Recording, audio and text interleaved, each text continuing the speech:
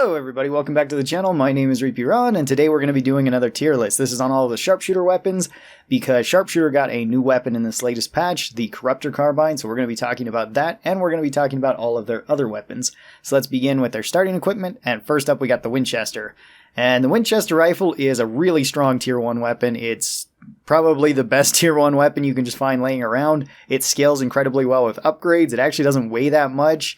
It does have one major downside though, and that is a slow reload. I think as of right now, I'd put the Winchester in A tier, because it is still a pretty solid weapon with upgrades. Without upgrades, it's okay to find on the ground and it's still useful. Next, we have the 9mm pistol, and the 9mm is better on Sharpshooter than it is on most classes, because you can stack rack 'em up with it, as well as you get the bonus headshot damage. So the 9mm can actually do a lot of damage, and with its upgrades, it does scale decently well.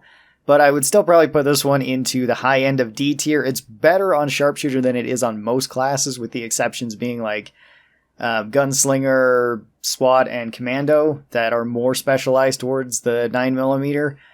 Sharpshooter would be the fourth best one, I would say, with the 9mm. And with dual 9mm, they're actually pretty good because, again, you can stack rack them up really fast. And then if you're using a heavy one-shot weapon like the 50 cal or the railgun, this can work really well in your favor if you want to run a build like that. Then we've got the Kukri, which is the sharpshooter knife, which is probably the coolest looking knife, one of my favorite knives out of all of them. But you're never going to use it on Sharpshooter because you never want to be in a situation where all you have left is your knife. So D tier, it's going to be your absolute last resort.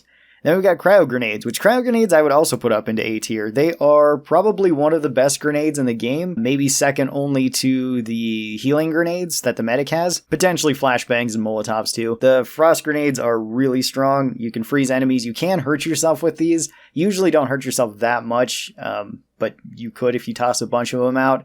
They can freeze even things like bosses. You can freeze the Patriarch pretty easily with these as well. We've got the single 1858 revolver, which is not a bad gun to find on Sharpshooter, but I really never buy it or anything like that for them, so it's going to also go down into D tier. But a pretty good gun if you do find it laying around, and not a terrible gun if you want to buy it and then put upgrades into it. We then have the Spitfire, which the Spitfire is probably the weakest Sharpshooter weapon outside of like the Kukri, because it does do a decent amount of damage and it actually does scale really well with upgrades. It's just that the projectile is slower than most projectiles, so hitting headshots is more difficult with it. But having the fire damage on it is honestly not bad for killing things like stalkers and crawlers. So there still is a reason to potentially take it. And if you find it laying on the ground in certain maps, like a Netherhold where you could get a tier 2 weapon, it wouldn't be bad to hang on to for a little while, or maybe a Firebug tossed you one, or Firebug left the game and you picked one up off the ground. Then we have the Centerfire, which the Centerfire is just going to go right up into S tier. This thing is absolutely insane.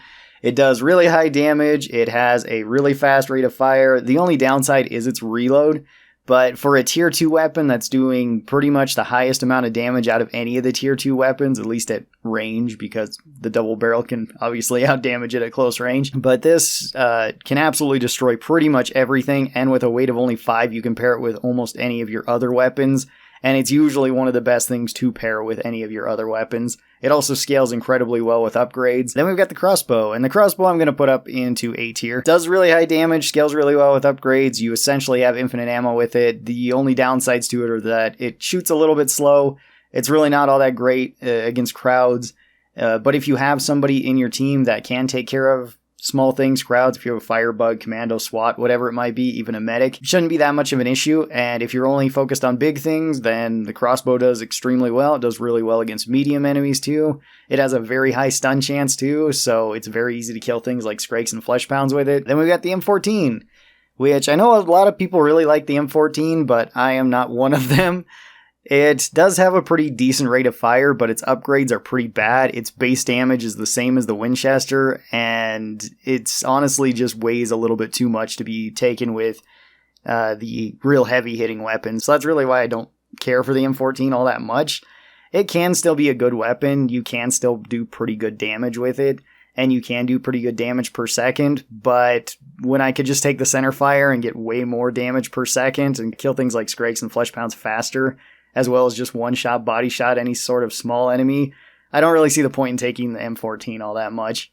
So I'm going to put this one into B tier. I think it's okay. The Beluga Beat is kind of an odd gun. This one is really good if you're not all that accurate with Sharpshooter, because its primary fire knocks enemies back. It does really well against crowds, and it does really well in hallways as well. And then with its secondary fire, it fires out a much faster moving bullet that does more damage, but is more difficult to land than the primary fire, which is very easy to land. You can use this to also bully enemies pretty easily. Like, it's really good for keeping flesh pounds at a distance, or Skrakes at a distance, or even the bosses at a distance, because you can just constantly spam fire this and just push them back, and by the time that you fired out all 12 rounds and are moving backwards, you should have more than enough time to reload and do it again. So it's kind of crazy if you want to do that with it, and you have a coordinated team so that they can all focus fire on something. In just regular matches, I think it's fine, but I don't think it's anything crazy. I'd put this one into B tier as well. And then we've got the Mosin, which the Mosin's a really solid weapon too. Really high damage, actually a really fast rate of fire and reload for a Mosin. The bayonet on it's really good for killing small enemies, and it can block and parry, which is super nice for a Sharpshooter. I would put this one also up into A tier. It's a very solid weapon. I guess I'd actually put the weapons more like that if I was going to. Next we got the 500 Magnum, and the 500 Magnum is a pretty solid option for the Sharpshooter too if you want to carry it around and use it. It can pair well with something like the 50 cal. It's probably your best option then. Outside of that, if you only want to use it as a weapon by itself, it's okay, but I don't really see a point in taking it because the centerfire exists. The centerfire is cheaper than it, even just with one of it, and it does more damage per shot, plus it scales way better with each level. So there's not really much of a reason to take it unless you're taking something like the 50 cal or you only have the 3 weight that you can carry, so I'm going to put this one into C tier. Then we've got our new weapon, the Corrupter Carbine, which the Corrupter Carbine's pretty good. It does good damage per shot. Its secondary fire is interesting. You can heal allies with it, but it is difficult to do that with, at least if you want to hit them directly, because you have to lead your shot, and the shot is kind of slow. But you can also use it to kill crowds of small enemies, which is nice.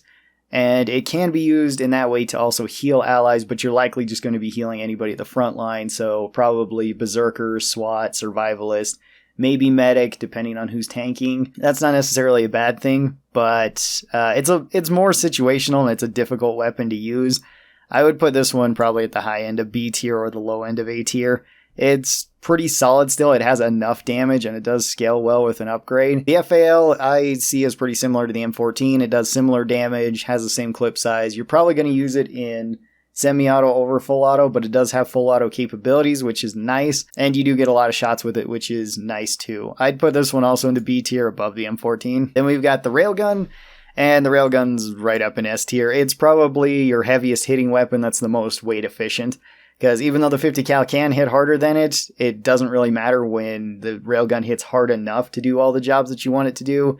It shoots faster, and you can pair it with more options like the centerfire or the Winchester. You just get more value out of it than something like the 50 cal. Next we have the compound bow, which I do enjoy the compound bow, but I usually don't really see much of a point in taking it when we have the crossbow. The crossbow is better than it. It does more damage, at least when it scales up. The only thing that this has, well, it has 2 things over the crossbow. One is that you can stab with it, which is kind of cool, but without being able to block with it, doesn't really matter. And it has the frost arrows, which are good. You can freeze enemies quicker that way, and it's really nice to freeze things like bosses or Skrakes or flesh pounds. So it's still not a bad weapon by any means, but I'm still going to put it at like the top end of C tier. I find it a little bit annoying to get to for its price when I can just get the crossbows for so much cheaper, and then even throw an upgrade or 2 into the crossbow and be paying about the same, but be hitting harder with it. And then we have the 50 cal, which the 50 cal is also into C tier. Probably at the top end of it. It does really high damage per shot. It's pretty good on boss wave, but outside of boss wave, it's pretty meh. You're never really going to take it outside of that. Your options with the 50 cal are the 500 Magnum, which is probably your best option, the 1858 or the Spitfire. None of which are fantastic. Even on boss wave, they're not great. It is nice that you can one-shot flesh pounds and Skrakes, but with limited ammo, it's hard to take it with Sharpshooter. It's a much better survivalist weapon, I will say. And on Survivalist, I would rate it much higher than this, because then you can take something like the weapon harness, which allows you to actually carry more weapons. Then you could pair it with something like the centerfire, or even up to, I believe, the Mosin if you wanted to. I think you could pair it with the Corrupter Carbine too if you wanted. That would be an interesting combination. So I think this is where I would put all of Sharpshooter's weapons as of right now. Most of them are pretty good, and in all honesty, you can use any of these weapons on Sharpshooter if you have good aim, and you'll do just fine. Just build like the damage build, or even just the run and gun build. You'll probably do enough damage then to kill pretty much everything really fast.